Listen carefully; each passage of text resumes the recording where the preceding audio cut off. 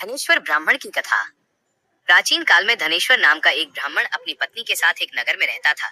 वो स्वभाव से बहुत ही सीधा और धार्मिक था, लेकिन उसके जीवन में एक बहुत बड़ा दुख था। उसकी कोई संतान नहीं थी। तपस्या और माँ चंडी की कृपा, संतान प्राप्ति की इच्छा में धनेश्वर ने कई वर्षों तक कठोर तपस्या की। उसकी भक्ति से प्रसन्न होकर माँ चंडी, देवी दुर्गा प्रकट हुई।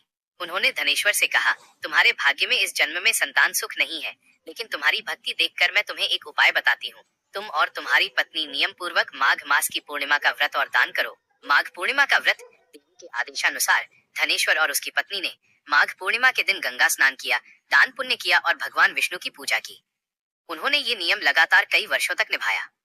भगवान की कृपा और पूर्णिमा के व्रत के प्रभाव से उनके घर में एक तेजस्वी पुत्र का जन्म हुआ। यमराज और अल्पायु का संकट। जब पुत्र बड़ा हुआ तो ज्योतिषियों ने बताया कि उसकी आयु बहुत कम है, वो अल्पायु है।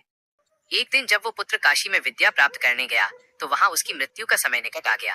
कहा जाता है कि उसके माता पिता द्वारा किए गए माघ पूर्णिमा के दान और व्रत के पुण्य प्रताप से स्वयं यमराज को भी पीछे हटना पड़ा और उस बालक को कथा का महत्व सार।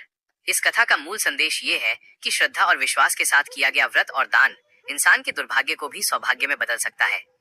माघ पूर्णिमा पर किए गए कार्यों का फल अनंत होता है। मुख्य बातें। पवित्र स्नान। इस दिन गंगा या किसी भी पवित्र नदी में स्नान करने से पापों का नाश होता है। दान। तिल, कंबल और अन्न का दान करना विशेष फलदायी माना गया है। भगवान विष्णु की पूजा। इस दिन सत्यनारायण की कथा सुनना या पढ़ना शुभ होता है।